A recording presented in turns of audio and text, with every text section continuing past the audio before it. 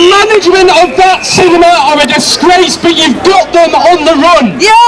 You're going to lose and you're going to win. Yeah! This fight is for the most basic right of all, to have a wage on which workers can live.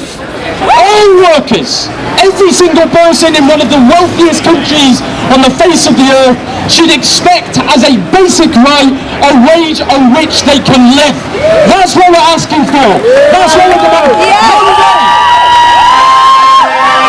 One day, we will look back in horror at the idea that anyone could earn their poverty in such a wealthy country as this. Without the workers, this cinema would not work. It wouldn't exist. The profit of all businesses depends on the hard graft and labour of those who work. And denying a living wage is denying that basic right. And how dare they sack people for standing up for that? How dare!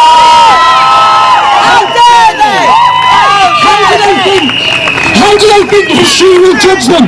Sacking union members for standing up for a living wage. History is going to damn the sorts of bosses who treat their workers with such contempt. History is on our side and is against theirs.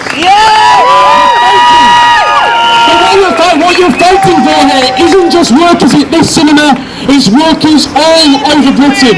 As the LSE cleaners have shown, if you have determination and solidarity, you can win.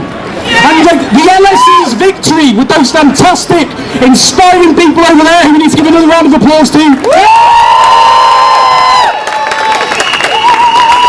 They should terrify every management like the Ritzy's management, because they show that they will lose. They are going to lose, just like the LSE lost against their cleaners as well. And when you win, all other workers in this country will look at the LSE cleaners and look at the Ritzy cleaners and say, if they can do it, we can do it as well. We will have bosses all over Britain on the run, and that's thanks to you. Now, just to wrap up, the social order of this country is a social order rigged in favour of a tiny elite which can't even satisfy the basic needs of its people in this one of the wealthiest countries that has ever existed. Whether it be to secure jobs, whether it be to a decent living standard, or whether it be to an affordable, comfortable and safe home. This social order is bankrupt, and I firmly believe it is finally about to come to an end.